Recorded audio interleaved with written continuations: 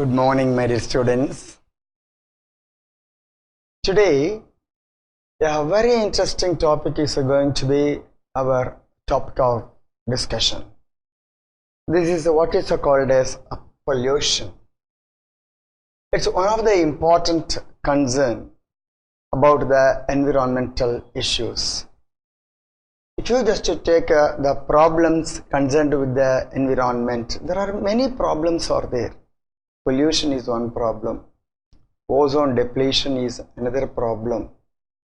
The plants and the animals getting extinct day by day is another grave problem.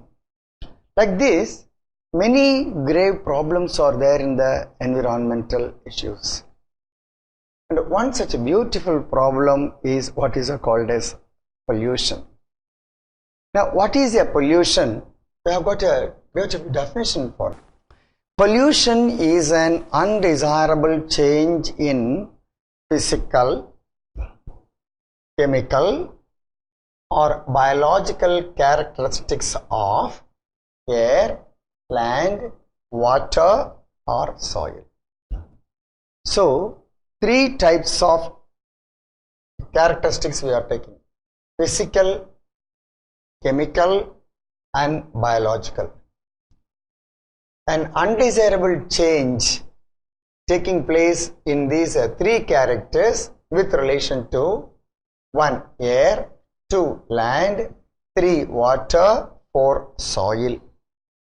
So these are the 4 ingredients involved: air, land, water, and soil.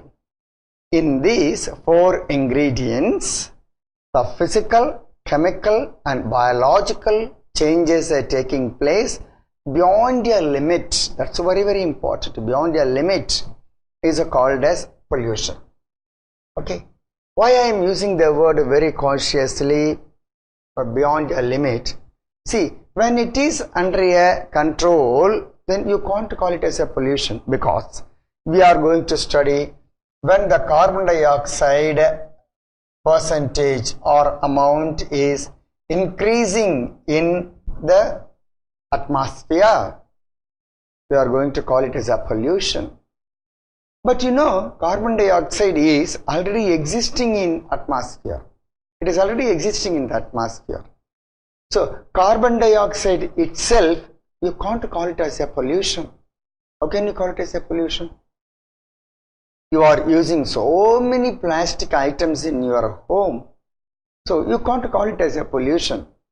You don't use a pollution in your house, but when it is going beyond your limit, then you call it as a pollution. That's the thing. Okay. So different gases and different components are there in the nature. When it is going beyond a limit, then we call it as a pollution. One of our professors, Guru, used to very beautifully define the word pollution. He says the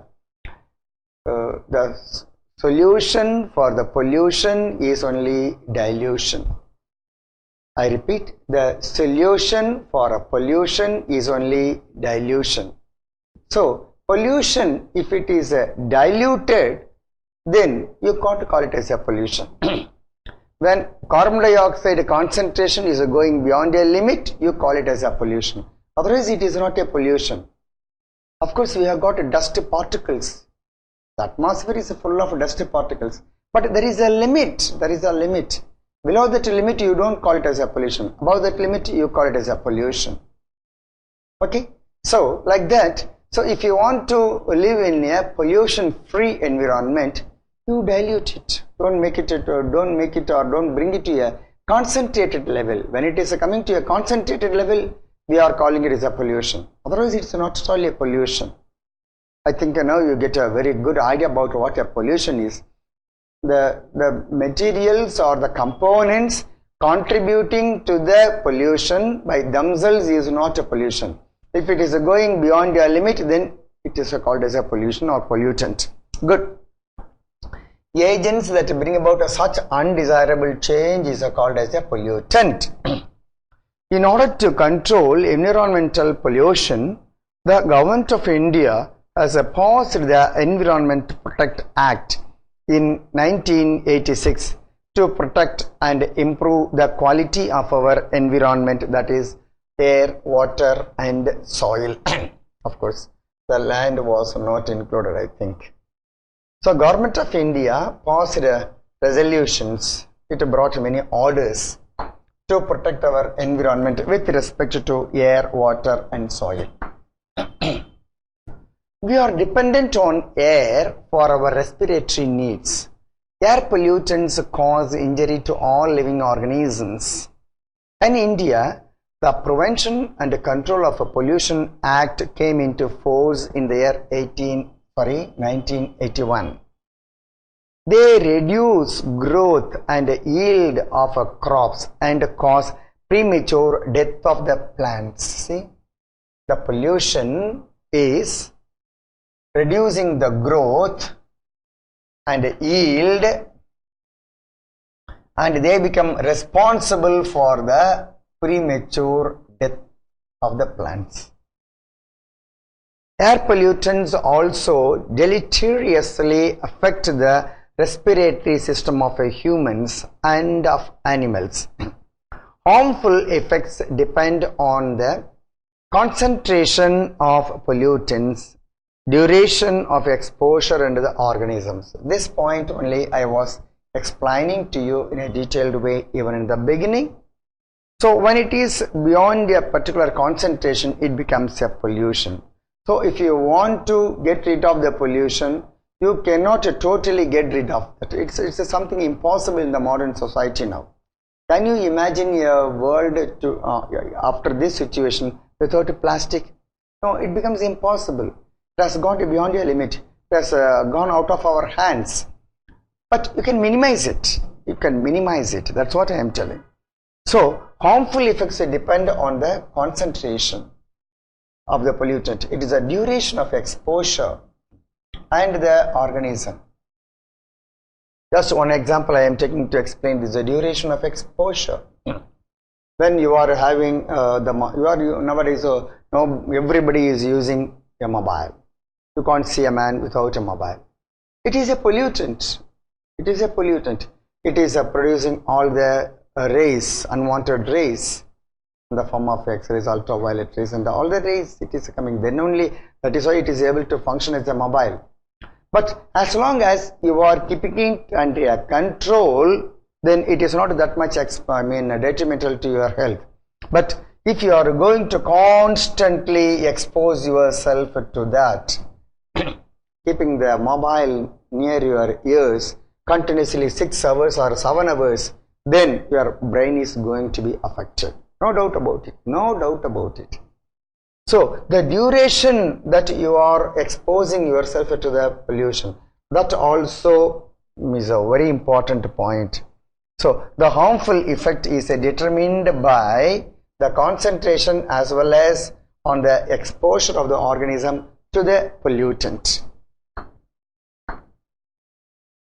Now you see, this is a beautiful diagram of removing the dust particles. Perhaps we will come to this sometime after reading the theoretical portion of that.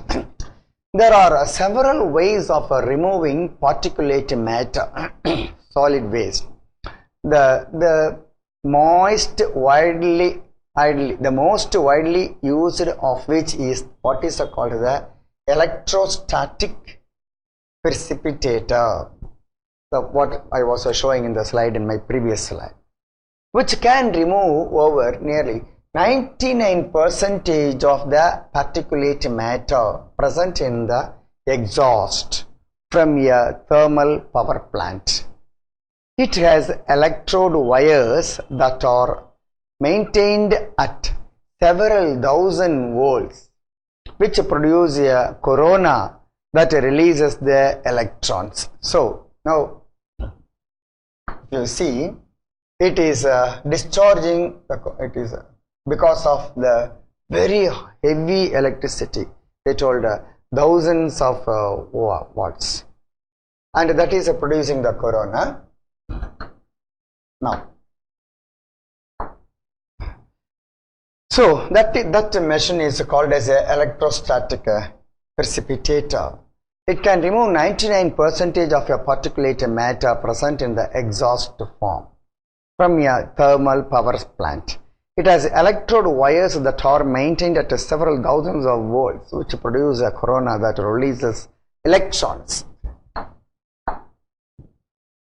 These electrons attach to dust particles, giving them a negative charge. The collecting plates are grounded and attract the charged dust particles. The velocity of air between the plates must be low enough to allow the dust to fall. So these are all the conditions. The velocity of the air should be very low. If it is very forced, then the dust particles cannot settle down. A scrubber can remove gases like sulfur dioxide. In a scrubber, the exhaust is passed through a spray of water or lime. Recently, we have realized the dangers of a particulate matter that are very, very small and are not removed by these precipitators. So, we are using the precipitators, but it is not as successful. Nowadays, we have realized that very, very small particles are not removed by these precipitators, and it is these very, very small particles which are dangerous to our health. It is these particles which are dangerous. So we have to go to some other mechanism for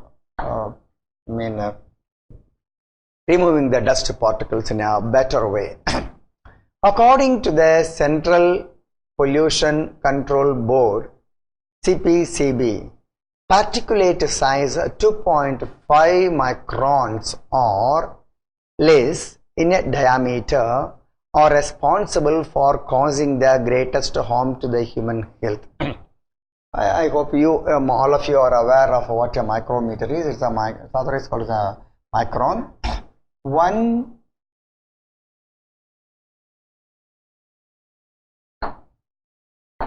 So 1 millimeter divided by 1000 is called as a micron. It's called as a micron. Called as a micron. Okay. So 1 meter divided by 1000, we know it is 1 millimeter. Still divided by 1000 is called as a micron. That is 1 into 10 to the power of minus 6 meters. When you express it in meters, it is 1 into 10 to the power of minus 6 meters micron. Okay, fine. So it is the particulate size 2.5 microns or less in dia are responsible for causing the greatest harm to the human health. Okay, so if the micron is too small, then that is going to cause you much difficulty. These fine particulates can be inhaled deep into the lungs and can cause a breathing and respiratory symptoms, irritation, inflammations, and damage to the lungs, and even premature death. See? It can cause a breathing problem, respiratory problems, irritation to the internal nostrils, inflammation may also be there. And finally the lungs is damaged, then you go for premature death will also occur. Automobiles are a major cause of atmospheric pollution. Catalytic converters having metals, namely platinum, palladium and rhodium. So these are the three main metals which are very dangerous to our health. They are the major cause of the atmospheric pollution. They are the catalytic converters having the metals, namely these, as the catalysts should be fitted to the automobiles for reducing emission of the poisonous gases. So poisonous gases are being emitted as emission from the two-wheelers and four-wheelers, all vehicles which are running on the road mostly. So what is known as emission from all these automobiles, we get the poisonous gases. So these poisonous gases, they add more. They add more. What is called as a concentration to the atmosphere. As a result of that, the atmospheric air becomes unfit for breathing. So they have to be characteristic converters having the metals of platinum, palladium and rhodium. As the exhaust passes through the catalytic converters, the following conversions take place. First one, unburnt hydrocarbons to the carbon dioxide and water. So unburnt hydrocarbon is converted into carbon dioxide and water. Carbon monoxide is converted into carbon dioxide. Nitric oxide is converted into nitrogen gas. Motor vehicles equipped with a catalytic converter should use unleaded petrol. Petrol which is not mixed with lead, because lead in the petrol inactivates the catalyst. Okay, so you cannot use leaded petrol for these vehicles in which these catalysts are being attached, because the lead in the petrol will deactivate or inactivate the catalyst. If you are going to attach these catalysts, then an unleaded petrol should be used. This unleaded petrol should be used. Okay, fine. See, in air, it is not only the solid particles, but also you get the sound waves. Sound waves till a particular level, you just call it as a sound. But a sound beyond a limit becomes a noise.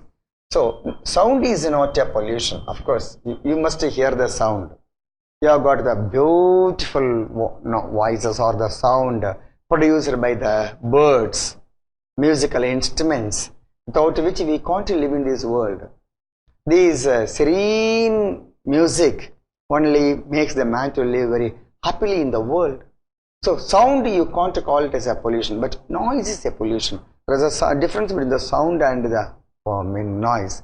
So when an undesired level of a sound you call as a noise. The undesired level, high level of a sound only is called as a noise. Okay. So till a particular level, the sound is, the human body needs sound in fact. Okay. So, but when it is going beyond a limit, then you call it as a pollution.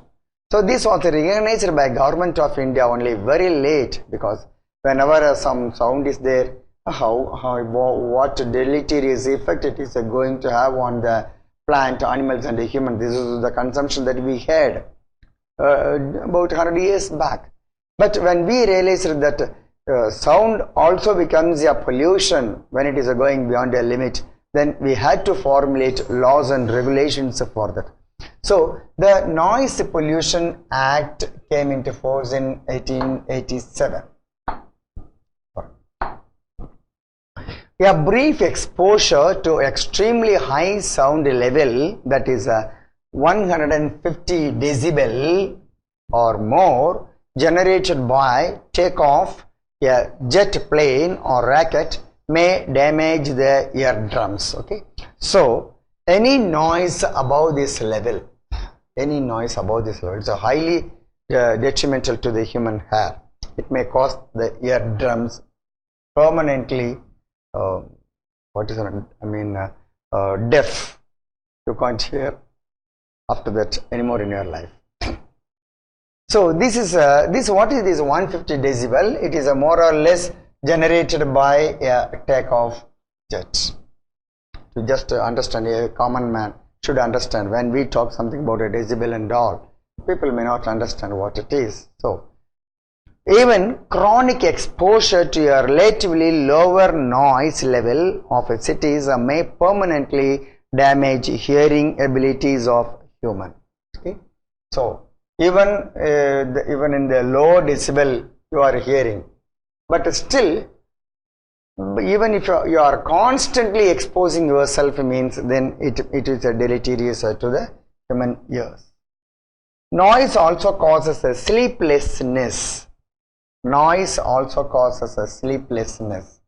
Then increased heartbeat, altered breathing, and then altered breathing pattern considerably brings the stress for the humans. So what are the problems in the sleep? What are the problems of the noise? First one, sleeplessness. Number two, increased heartbeat. Third one, altered breathing pattern. So these are all the problems that we are getting because of the noise. So when you are hearing the sound, if the sound is good, if the sound is in the form of a music, if it is very pleasant to hear, then we are very happy. But if it becomes a noise that is intolerable, you can't sleep in the night, then it will be also increasing the heartbeat. It will be also altering your breathing problem. So you will be getting all diseases because of the noise. So noise becomes a very big pollution in our society today. Particularly in the later 10 years, you will see that unnecessarily we are producing so much of noise everywhere, anywhere. If you go to bus stand, you will never miss the horns being bumped. Just continuously drivers giving horn for minutes together, continuously there. So that area, complete area becomes a fully noise packed. The next aspect of the pollution that we are going to take up is what is called as a water pollution. After completing the pollution that is present in the atmosphere in the form of particulates and sound, now we have come to what is called as a water pollution. Water pollution is one of the biggest problem, not only for us, it is for the municipality also. The municipality and at a government level also, it is a very big problem for the government. Realizing the importance of maintaining the cleanliness of the water bodies, the Government of India passed a Prevention and Control of Water Pollution Act in 1974 to safeguard our water resources. Okay. Domestic sewage primarily contains biodegradable organic matter. Okay, that's a say in a domestic fire in your home. What else we are going to use? We will be washing our cloth. We will be washing the utensils, and we will be washing the floor, etc., etc. So all these washings, the domestic sewage, it will not be too much detrimental to the fishes or for anything. So they are all biodegradable. They are all biodegradable. But only in sewage which is coming out of a chemical industry, a leather industry, and different type of industries, a medical, a hospital, these are all very dangerous when compared to the domestic waste. Okay. So it is decomposed with the help of a bacteria and microorganisms. Which one? The domestic sewage. So the domestic sewage, which is a biodegradable, is degraded or decomposed with the help of a bacteria and other microorganisms which can multiply using these organic substances as substrates, and hence utilizes some of the components as a sewage. So it's very easy for us to treat these things. It could be treated with the help of bacteria and other microorganisms. It is possible to estimate the amount of organic matter in sewage water by measuring the biochemical oxygen demand, what is called as the BOD. So by calculating the BOD, we can very easily calculate the purity of water, the amount, the level with which it will be able to support the other organisms to live on. So if you go to a pond, if you calculate the BOD, biological chemical oxygen demand, whether the pond water is suitable for the organisms to live, whether the fishes can live in that pond, or whether all the fishes in that pond are going to die. All these things you can very easily estimate by calculating the BOD.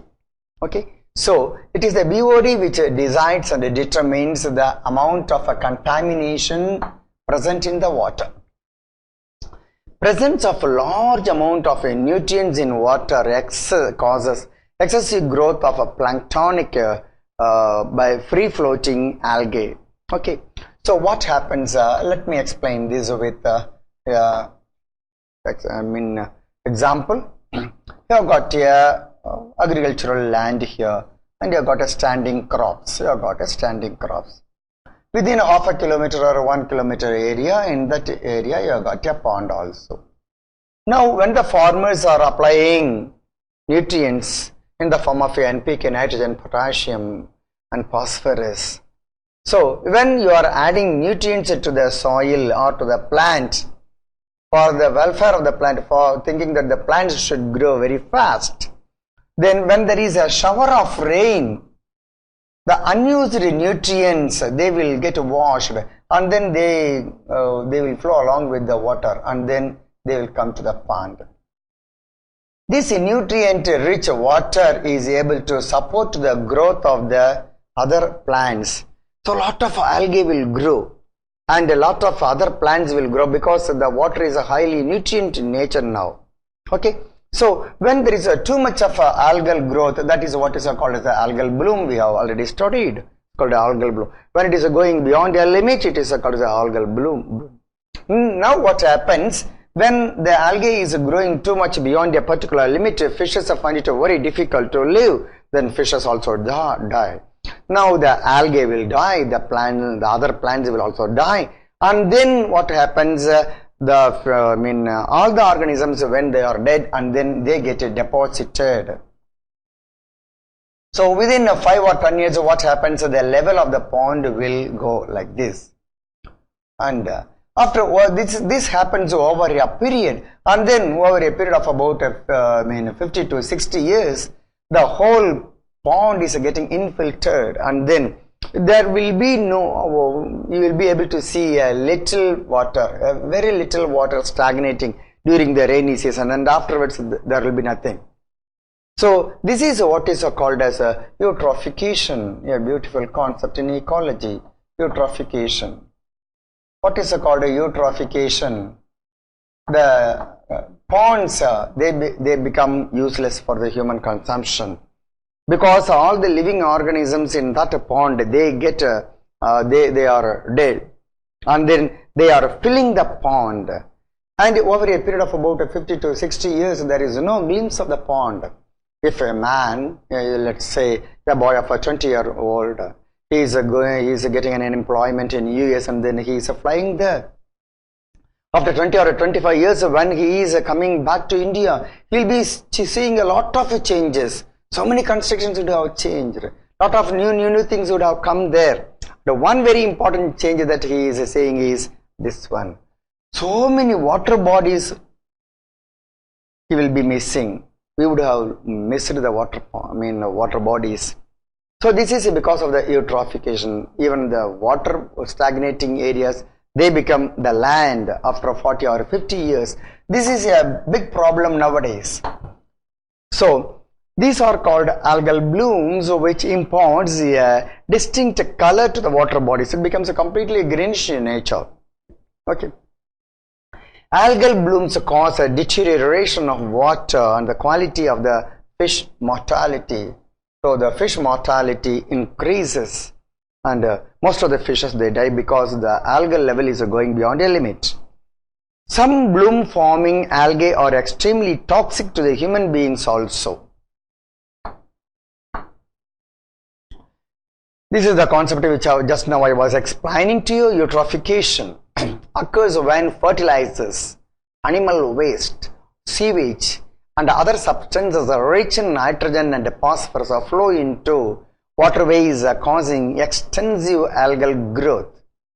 The algae use up the oxygen supply during their rapid growth and after their death during the decaying process. Other organisms in the water suffocate. It is a natural process by human activities that have accelerated the rate of which it is occurs. So this eutrophication is a natural process. Over a period of 100 years, any pond will become a land. Any pond will become a land because it's a natural process. Slowly the animals, the plant, everything which are living there will die, and then they will settle to the bottom, and then the eutrophication will take place. Then nobody can avoid it. But human activities, it is accelerating this. That is the point. This is the topic under pollution. So you can't stop anything happening in the nature, but you are accelerating the rate at which it is taking place. That is our concern as a scientist. Okay. The beautiful flowering plants of water hyacinth, this is called as Eichhornia crassipes, is the world's most problematic aquatic weed. It is also called as a terror of Bengal. Now this was introduced into India with the idea, because people got fascinated by its pinkish blue flowers. You will be seeing it in any pond, any water body, any stagnating water body in Tamil Nadu. Nobody would have missed it. During the rainy season, you will be able to see beautiful pinkish violet flowers completely growing over the surface of the pond for even kilometers together. I have seen even kilometers together. The complete water hyacinth will be there, Eichhornia will be there, and now this has become a nuisance, a menace to the other living organisms living in the pond. So when they are flourishing very well, what happens to the other fishes and other things, water living organisms cannot grow there. So it has become a terror for the government. They grow abundantly in eutrophic water bodies and lead to an imbalance in the ecosystem. What is an imbalance? See, only one organism growing in a habitat, suppressing all the organisms not to develop, that is leading to what is called the imbalance. So there is an imbalance in the ecosystem dynamics of the water body. Sewage from our homes as well as from hospitals are likely to contain many undesirable pathogenic microorganisms, and it's disposable into water without a proper treatment may cause outbreak of serious diseases. Because you see, these are all coming from the sewage from the mostly hospitals and homes. They will be containing a lot of pathogens will be there. So many diseased persons will be coming to the hospitals, and then when they are using the bathroom, restrooms, etc., all the disease causing germs will be coming in the sewage water. If somebody is going to use that water which is already filled and packed with a number of pathogens, then this type of diseases called dysentery, typhoid, jaundice, cholera, etc. These diseases will come to us if the untreated water from the hospitals and homes are directly used.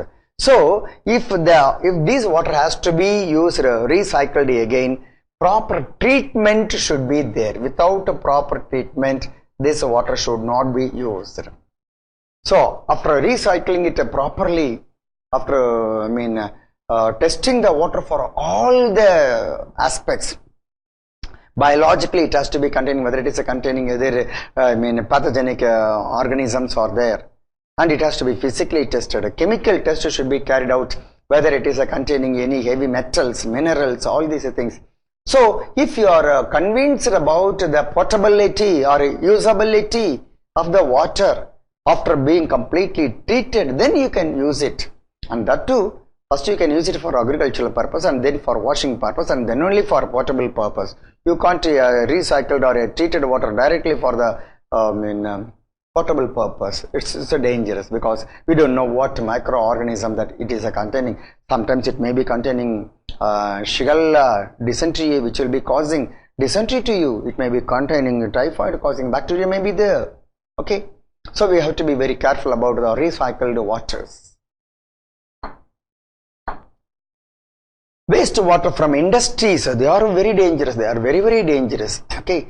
Now these wastewater from industries, which are all the industries which are sending out or effluating these water. One is petroleum manufacturing industry, then paper manufacturing industry, metal extracting process, then chemical manufacturing industries.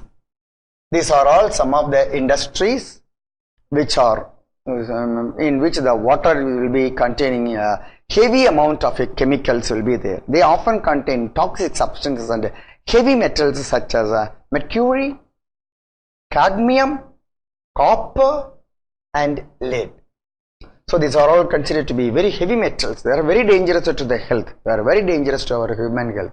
So these heavy metals, these water will be containing, which is coming out of these industries, namely petroleum manufacturing company, paper manufacturing companies, metal extracting companies and chemical manufacturing companies. So these companies should be kept at a low level, so that they don't take upper hand over the human health. Next we are going to a very interesting topic, what is called a biological magnification or a biomagnification. Shortly it is called as. What's a biomagnification? I just explained to you, then we will come to this. See, DDT is a very good example of a biomagnification. When the same example which I was taking a few minutes back, I am taking now. Now these plants, a farmer is growing a number of plants in his farm or in his field, agricultural field. He is growing a number of plants. He is growing. Let's say it is getting some disease attack. Now he is applying DAT. DAT is one of the best, what is called as insecticide or a pesticide, whatever you say. But it is the most dangerous pesticide that man has ever found out. Most of the countries have already banned this DDT after realizing that how deleterious it is to the human health. But we in India, we are not able to do that, because India is a poor country. It is a country of farmers. We are depending on farmland, and an Indian farmer is not affordable for purchasing a costlier, better pesticide and insecticide. So naturally he is going for the DDT, which is able to kill all the insects at one stroke. But at the same time it is very dangerous for the health. So when a farmer is using DDT to his field, the unused DDT, it is getting washed, and as in my previous case I was telling you, the nutrients are getting washed and then it is coming to the pond. Similarly, the DDT is coming to the pond. First, the plants which are growing in this pond, some algae and all the grasses growing everywhere near the pond, these grasses will absorb the DDT. So if you just examine the grasses, the amount of DDT will be only very low. But the sheep and other things, they come and feed on this. So in the sheep, if you just take the amount of DDT which is present there, that will be a little more than that. The cows are coming and then eating the grass. If you take the milk from a cow and then examining the amount of DDT present there, it will be showing more percentage than what is present in the grass. And if a baby is or somebody is drinking the milk from this cow, and it is this DDT is going to the man, and there still the level will be very high. We calculate everything in the form of a ppm and ppb, particles per million, particles per million, particles per billion, etc. So now they say what is the gravity of the problem. The breast milk from a mother is containing many-fold increase of the DDT than the permissible amount. How she was getting this DDT in her breast milk? See, we depend, the cow is depending on the grasses, and we take the milk from the cow, and see, the whole thing is just like a web. We call it as not a food chain today, we call it as a food web. So everything is linked. We eat so many things in which DDT is there already present in a substantial amount. So when we take it, we get the DDT in our body. Our tissue is containing DDT. So everywhere in our body, the DDT will be there. But of course, it is at a controllable level. When it is going beyond a level, then it will be telling on your health. So this is what is called as a biomagnification, a beautiful concept. Pollution and atmospheric changes threaten biodiversity and global stability. Biological magnification is the increasing concentration of toxic substances in organisms at trophic levels increase a food chain or food web. A few toxic substances often present in the industrial wastewater can undergo biomagnification in the aquatic food chain. This refers to increasing the concentration of the toxicant and the successive trophic levels. In my next transparency, I am going to tell you how beautifully this is getting magnified. This happens because the toxic substance accumulated by an organism cannot be metabolized or excreted and is thus passed on to the next higher trophic level. Beautiful example is mercury and DDT. In this manner, the concentration of DDT is increased at successive trophic levels. Say, if it is about 0.0000003 ppm, okay, that is 3 ppm per billion, okay, yes, per billion, million, very good, that's correct.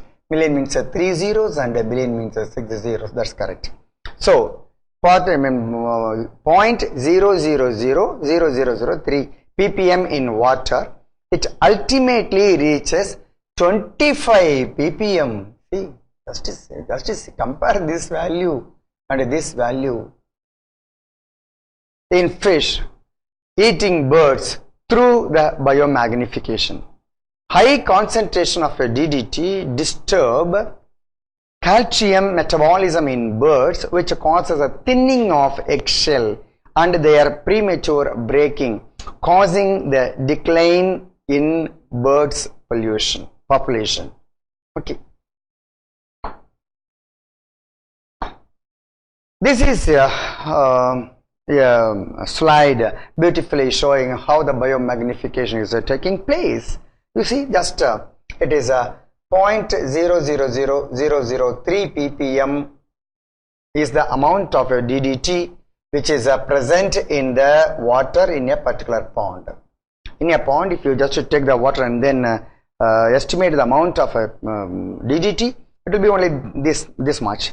But when it is coming to produces the algae, the grasses, they consume, and then they contain still more. The zooplanktons which are depending on this are phytoplanktons. They contain still more. See, 0.04 ppm it has reached now. This to this. And now when you take the DDT level in small fishes from 0.04 to 0.5, it has come. And when the large fishes are eating the small fishes, the DDT level has become 2 ppm in large fishes. And when we are eating these fishes, or it is the birds which are eating these fishes.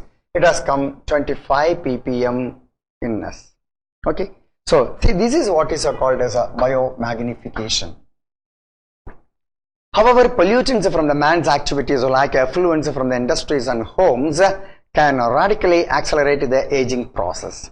This phenomenon has been called cultural and accelerated eutrophication. That's what I'm once again emphasizing, the eutrophication. And all these things are natural. You can't avoid it. As long as a man is living in the world, you cannot live in this world without polluting it. How is it possible? When you are living in this world, you are bound to pollute it. But see that it is not, the process is not getting accelerated. That is the concept behind this. We don't say that man should should not live in this world without using anything. This is not at all possible. We have reached such a situation today, that nobody can live in this world today without using an automobile, without using a mobile phone, without using plastic. Is it possible? Then life will not be there. So you can use it, but see, they are all under your control. Solid waste refers to everything that goes out in a trash. Municipal solid waste or waste from home, offices, stores, schools, hospitals are collected and disposed by the municipality. The municipal solid waste generally comprise paper, food waste, plastics, glass, metals, rubber, leather and textile. See, so what are all the things that we are throwing out of our house? See, the list is so big.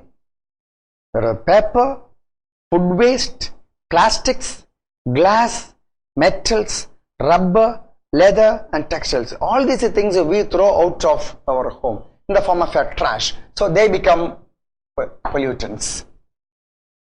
See, sanitary landfills were adapted as a substitute. So what is a sanitary landfill? We used to have a very big pit. Say about 5 or 6 feet in its depth, 5 or 6 feet, and then this also will be 6 or 7 feet will be there. There will be a very large pit will be there. All the materials that you are using, you put it under the pit, then put soil over that. If it is a biodegradable one, they will get all degraded beautifully, and then you can reuse it. But the problem is when you are putting more materials into it, then it will not get automatically decomposed. So they are adopted as a substitute for open burning dumps. In the sanitary landfill, waste are dumped in a depression or in a drench after compaction and covered with dirt every day. But landfills are also not really much of a solution, because our contribution, we are using so much of pollution into it that the decomposition becomes very difficult. Since the amount of garbage generation, especially in the metros, has increased so much that these sites are getting filled too. So that's a problem. All waste that we generate can be categorized into 3 types, namely biodegradable, recyclable and non-biodegradable. The biodegradable materials can be put into deep pits in the ground and be left for natural breakdown. These leaves only the non-biodegradable to be disposed of. So the main problem is only non-biodegradable materials. The need to reduce our garbage generation should be the prime goal. So that's what I am emphasizing. That's what we are emphasizing. So the need to reduce, we have to reduce the need to the minimum level. That should be your prime goal. Hospitals generate hazardous waste contain disinfectants, harmful chemicals, pathogenic microorganisms. Such waste also require careful treatment and disposal. The use of incinerators is crucial to disposal of the hospital waste.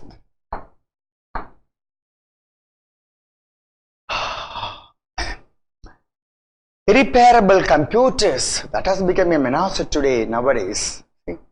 the irreparable computers and all our electronic items, mobiles, radio, and all the instruments that man has found out in the recent last 25 or 30 years, different type of stoves that we are using in our home for a cooking purpose, water heaters, so many electronics and electrical equipments we are using nowadays. Thousands of types of electrical equipments we are using. After a particular time, they become useless. If you are going to throw everything into trash, just imagine what will happen. So these waste, e-waste, what the government and other countries are doing, our country is a very poor country. India, our country is a very poor country, economy-wise. So all the grown-up countries, economically well grown-up countries, they send their e-waste to the poor country like us after doing some compensation. And we accept all these things, and then we are polluting our country. There's no other way, because this is what is called as the developed countries throw their waste on the developing country by giving compensation. See, e-waste are buried in landfills, and over half of the e-waste generated in the developed world are sent to China, India, and Pakistan, and these they contain copper, iron, silicon, nickel, and gold. These are all in our computers, in our laptops, in our mobile. So all these are using heavy metals, and when they are thrown off in the environment, they contribute more to the e-pollution, e-waste. So this e-pollution or e-waste has become a very big problem in the last 10 years. See how many things we are throwing, electronic items we are throwing into the environment. All these things, they are very dangerous than the waste that we were throwing about 100 years, 50 years back. Once upon a time, only the pesticides, when they were applied to the plants, these pesticides became a menace to a problem to the environment. But this is 1,000 times more a problem, which will be directly causing different type of diseases. Okay, so we have to be aware of all these things. Very nice. I was able to give you, I was able to bring about an awareness about what is a pollution. I told you very clearly, it's the solution for the pollution is only a dilution. Pollution means a particular substance existing in nature cannot be a pollutant. It cannot be a pollutant. It is not a pollutant at all. But when its concentration is increasing, you call it as a pollution. So if you want to get rid of that pollution, you dilute the pollution, dilute the pollutants, then it is not a pollution, of course. And then we have to be very conscious about what are the materials, what are the pollutants which are contributing for the pollution. And we have to minimize the use of those pollutants. This could be only the best solution, because recycling, all these things are only secondary. If you are going to minimize the use of the different pollutants, whatever it is, whether it is a pesticide or an insecticide or an electronic waste, whatever it is, if you are going to minimize the use of these things, this concept of what is called as a use and throw concept should go out of our mind. First, it was we were using only the cloth bag to go for a marketing or for a shopping. Nowadays, everybody is just going with a plastic bag in his hand. Everybody is having an electronic equipment in with him. So these use and throw pattern of life, if it is changing, definitely we will be able to find a very good solution for this very big ghost called pollution. Thank you very much for hearing. Thank you.